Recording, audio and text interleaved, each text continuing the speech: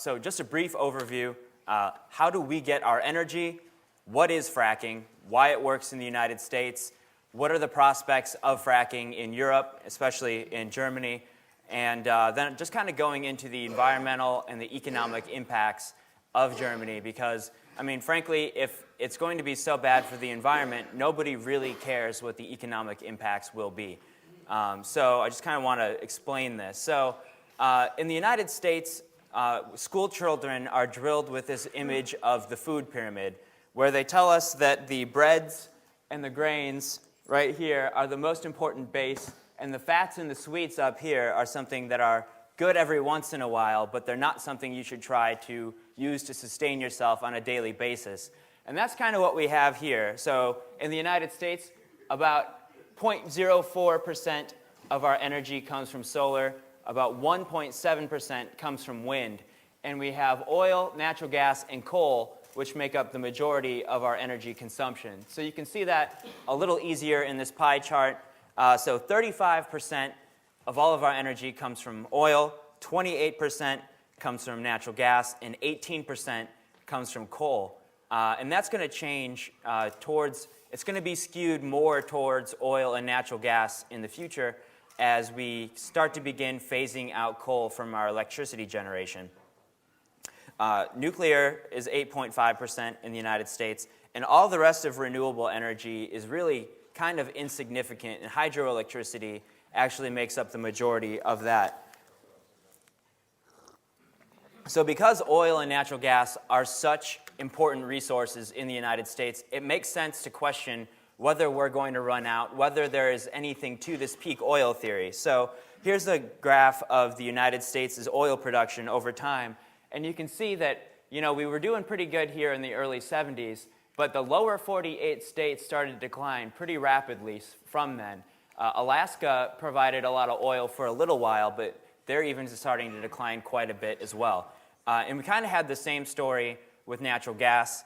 We had a 25% reduction in natural gas production between 2007 and 2013, and that's a really significant reduction. And the great news is fracking means we aren't running out. This is such a dramatic increase in oil production. That is the fastest that any country has ever increased their oil production. Just year over year, it was a record production. We have the same thing here with natural gas.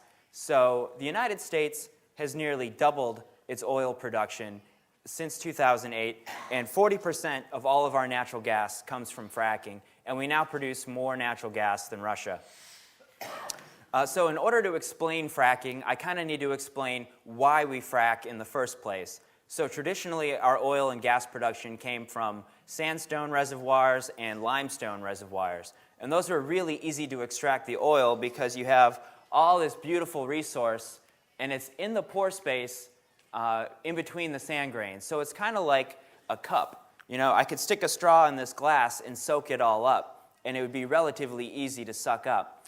But here, now we're getting our oil and gas from shale reservoirs. And shale is a very fine-grained sedimentary rock, and there's a lot of pockets of oil and natural gas in the rock, but they're not interconnected, which makes it very difficult to produce hydrocarbons from that rock. So I like to think of shale as bubble wrap. You need to pop it in order to have fun and extract the oil and natural gas resource. This is just kind of a cartoon that I made to demonstrate this. So traditionally, when you stick a well into a sand reservoir or a sandstone reservoir, as you see here, the oil and gas kind of naturally flows to the center of that well because you're pumping it up. But in the shale reservoirs, what they'll do is they'll drill down and they'll vertically angle that in order to expose the maximum amount of exposure to the target formation. So what they'll do is they'll fracture all around here in order to free up that resource and allow it to come up to the well. They use a mixture of sand, water, and chemical additives at high pressures pressured into the rock in order to split the rock apart. And they use about 75 million to 150 million liters per well in order to do that. That's about 2 to 4 million gallons of water. They use about 4 to 5 tons of sand And the sand, I'll explain why that's important in a minute. And in the United States, the average shale well is about 7,500 feet, so that's about 2,200 meters deep. So that's a lot of rock separating the surface. So you see the water table way up here, and the shale that we're extracting the resources from is way down here. And then the chemical additives are less than 1% of the fluids. So the sand is important because it serves to keep these fractures open. You have, they kind of act like pillars at the Parthenon, so you have these little sand grains that are wedged right here, and as you can see, it allows the resource to flow through with a lot more. Basically, if you didn't use the sand, it wouldn't be economical in order to frack. So let's talk about why the United States. So it's kind of three factors that are all very interconnected. We have the geology, which is always important. That's the most important thing when it comes to extracting a resource. You have the technology, which can you develop it in an economic way? And then in the United States, it's private property rights for minerals that really was the impetus for us developing fracking in the first place. Because the United States is really the only country in the world where average Joes like myself can own the mineral rights and profit from that. So that works in order to increase our incentive to develop the technology in order to access these resources. And it also is a big incentive to start doing the exploration and development that you need to do in order to find the resources in the first place. So I usually just put this slide in there to make the joke about shale energy. Don't take it for granted, which I don't know if that translates, but I figured I would still put it in there. So this is where all the magic is happening. Texas is one of the largest producers of oil and natural gas in the world. If Texas were its own country, it would be about the 8th or 9th largest oil-producing country in the world. We have a lot of oil produced in the Bakken region of North Dakota, and the Marcellus Shale here, which is about a 4-state territory, has become the largest gas-producing region in the country. So yeah, let's look at the European shale deposits because, I mean, obviously we want to be able to see if this is transferable to other countries. So we have France, which decided to ban fracking. So it's not likely that they're going to access their reserves. Also, Germany has had a moratorium, although I've read some things recently to where exploratory wells are starting to be used a little bit. But this is really important because Germany is the largest consumer and importer of natural gas in Europe, and most of that comes from Norway and our friend Vlad. Yeah.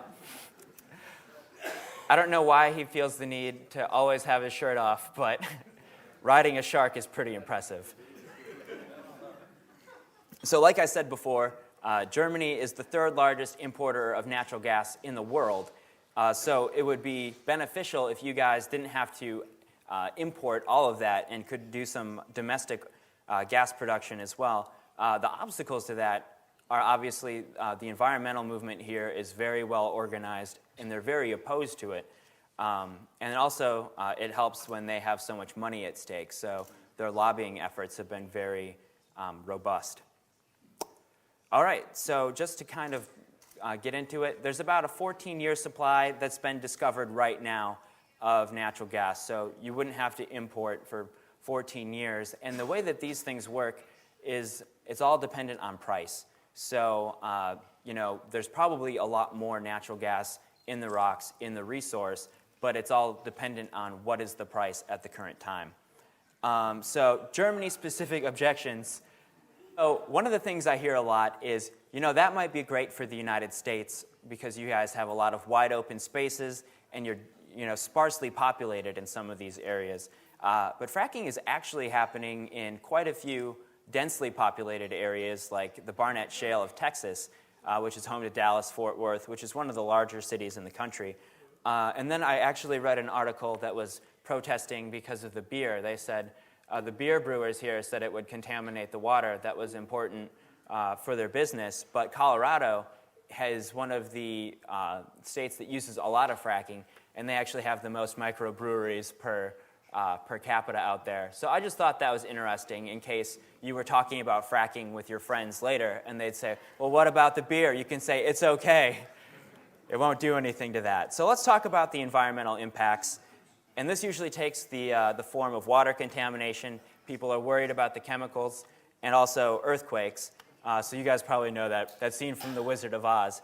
But I don't want to be dismissive of that, because like I said earlier, if you don't have a clean environment, what are the economic impacts worth? You know, everyone's like, oh, well, that's not worth giving up the cleanliness of our environment to make a few dollars. So will fracking have an impact? Yeah, of course it will. Everything that we do in this world has an impact, and you have to be honest about that. So the real question becomes, can you mitigate the impacts and maximize the benefits? And that's what hydrogeologists are for. It's what engineers are for, petroleum engineers. And one thing I like to say, tourism is usually promoted as a very green way of fostering economic development, but people don't even really understand that that's one of the ways that invasive species are spread the most. So I live in Wisconsin, and we have a problem with the zebra mussel and the emerald ash borer. So people are either moving from one body of water to another without cleaning their boat well enough, or they're taking firewood from one area, traveling a couple hundred miles, and burning it there, which also has an environmental impact. So everybody just needs to be honest about that, because that's really the only way that you can have a truthful discussion. And like we said, there's impacts and drawbacks to everything. And this happens. I mean, not only are they inefficient, but sometimes they fail. So I don't need to really get into that. But this is the thing I really need to talk about. If I talk about one thing in this talk, this is the thing I need to talk about.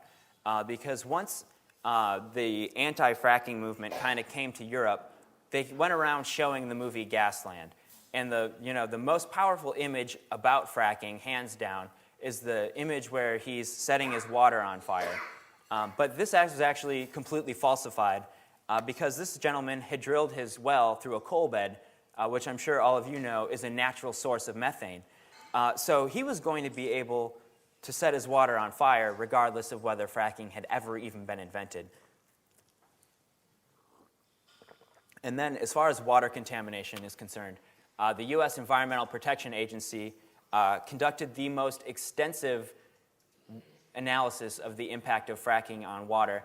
And they said, there are instances where it has contaminated water supplies, but on the whole, these are rare, and this is not going to lead to a widespread or systemic impact. That means it doesn't necessarily have to impact your water supplies, as long as you have the proper procedures and environmental protections. And the guy who created the film Gasland was not happy about that. But that's why I like to include his tweet, kind of as a little schadenfreude. So this is what anti-fracking people like to say is going to happen. They're going to say that this is going to migrate upwards into the water table, and it's going to be contaminated. This can't happen. There's simply too much rock in between the shale development, the shale reservoirs, and the water table for that to realistically ever happen. But what can happen is you can have a situation where you have a crack in your well casing, and that can lead to methane gas escaping. One of the reasons why this does not contaminate the water is because we use layers of steel and cement. These are usually, several different layers. So you'll have, maybe 40 inches of steel and cement that are cased until the water table, and then you'll use successively fewer as you go down into the target formation. But this is all put in place to make sure that you have the minimum impact possible. All right, so let's talk a little bit about the chemicals, but not a lot. So the mixture of sand, water, and chemicals is often referred to as fracking fluid, is 99.5% sand and water, and there's only, less than 0.5% of chemicals that are used. And most of these are used in everyday household items like, lipstick or soap. And they're not found in concentrations that are, at least in the water table, that are considered hazardous. One of the things that has become more controversial in the United States is you're using a lot of water in order to frack these wells, and 15 to 20% of that water returns to the surface as wastewater. So you have to dispose of that wastewater somehow. Some states, like Pennsylvania, require that you recycle it. They recycle more than 90% of their wastewater. In other places, they inject it into lower formations in order to make sure that it is not contaminating the water supply. And those are all regulated by EPA as well. And in rare circumstances, those have caused induced seismicity. So the earthquakes associated with fracking aren't caused by the fracking itself. The fracturing of the rocks is done at such a low energy that it's not likely to cause an earthquake. But when you dispose of the wastewater, you can essentially reduce the effective stress of the tectonic plates, and that will cause a slippage. So that's been happening a lot in Oklahoma, even though not all of that is from the fracking itself. A lot of people don't realize that there's a lot of brine in the rocks that we produce oil and natural gas from naturally. So there's all different kinds of water that needs to be reduced. So talking about the water consumption, in the United States, it uses less than 1% of the water used every year for other purposes. So you'll see here, this is a map of where they have the most water consumption due to fracturing. And this is a lot less than we use for biofuels. It's a lot less than we use for some sorts of coal. So the water consumption is, it sounds significant, but in the broad scheme of things, it doesn't use as much as you might think. And when we're talking about environmental impacts, it's not all bad. The way that we're able to drill really enables us to reduce the amount of surface disturbance and maximize the amount of resource that we can drill. So right here, we have 6 wells drilled, and they're harvesting resources from a lot of different places. So this is what it looks like, in reality. And this is what it would have to look like if we were going to get the same amount of resources without the horizontal fracking. It's just one of those things where we are able to reduce our footprint.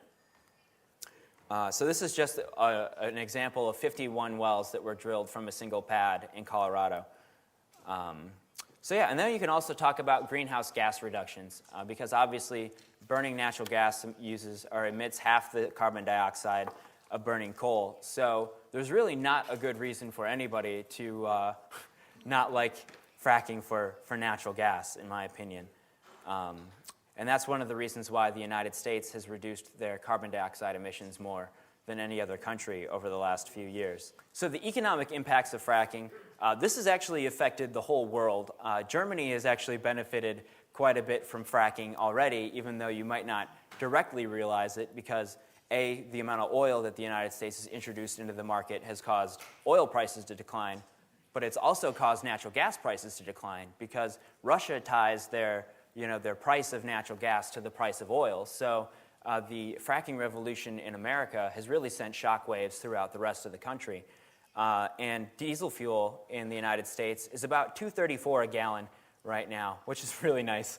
And in the Bakken Shale of North Dakota, people were starting at $17 an hour for a starting job at Walmart, which is pretty significant. And the consumer savings, the average family is saving about $700 on gas this year. And when you add in their savings for oil and natural gas, a single mother with 2 kids living in Detroit is saving about $1,500, which that's a lot of money. I wouldn't mind having an extra check for $1,500 lying around that I could cash. So really, when you think about it, that's the equivalent of working 225 hours at the federal minimum wage. So if the $1,500 doesn't speak to you, the 225 hours really should. The economic impacts, hundreds of thousands of jobs have been created in the United States. They're looking at millions by the time that we start really producing these, but obviously this is going to be dependent upon oil prices going into the future. It'll be really interesting to see whether OPEC is going to cave. I mean, nobody really knows. If I knew, I would have tons of money invested in the stock market, and I would just be waiting to cash out. Also, just from a competitive advantage standpoint, the price of natural gas per million cubic feet or million cubic meters is far below what you guys have to pay here in Germany and far below Asia. So that's why we even had a few German steel plants relocate to Houston in order to save enough money on the energy costs alone, made up for the wage and the labor and that sort of stuff. So the United States is experiencing a lot of manufacturing coming back to the United States as far as really energy-intensive industries like steel making and fertilizer and plastics, that sort of thing. And that's something that any country that decides to harness their natural resources can do. And I think that'd probably be a really good thing to do, considering electricity prices in Germany are 3 times higher than they are in the United States. So yeah, that's basically the conclusion. If you guys have any questions, I'd be happy to answer those for you.